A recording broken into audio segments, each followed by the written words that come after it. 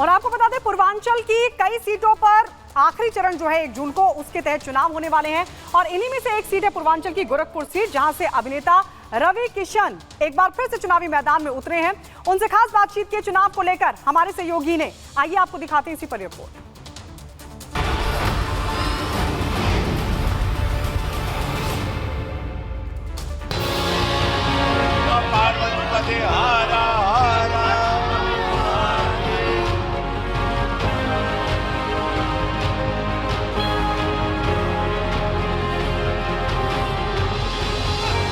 चला हो सखी वोट डारे कमल निशानी।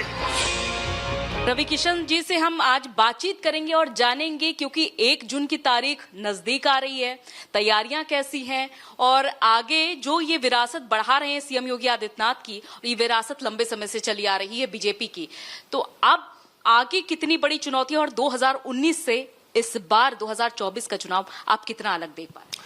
आर भारत, पहले तो गोरखनाथ की इस तपोभूमि में आपका स्वागत है। आपका चैनल मुझे बहुत पसंद है, मैं देखता हूँ, तो मैं आपका स्वागत करता हूँ। और साथ में आपने जो कहा वो ये मोदी योगी जी का चुनाव है, पूज्य महाराज जी की ये परंपरागत सीट है, मठ की सीट है और इसको जिस तरह से योगी महाराज जी सेवा करते थे, मैं भी उसी तरह से मैंने इसको सेवा करने का 5 साल में प्रयास किया।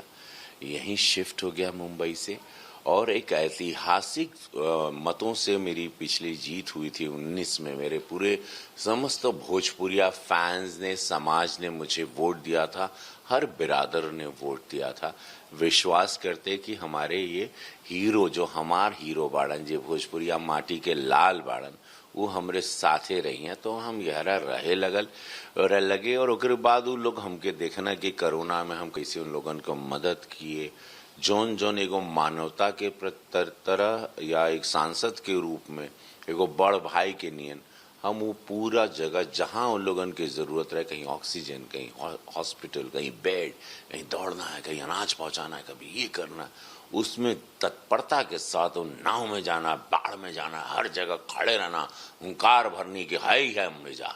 फिर प्रधानमंत्री मोदी जी को देखने लगा, फिर उन्होंने मुझे बहुत बातें सिखाई अकेले में, किस तरह से मूवमेंट, किस तरह से चुप रहने का, शांत रहने का, काम करने का, दिखाई छपाई इससे बचने का।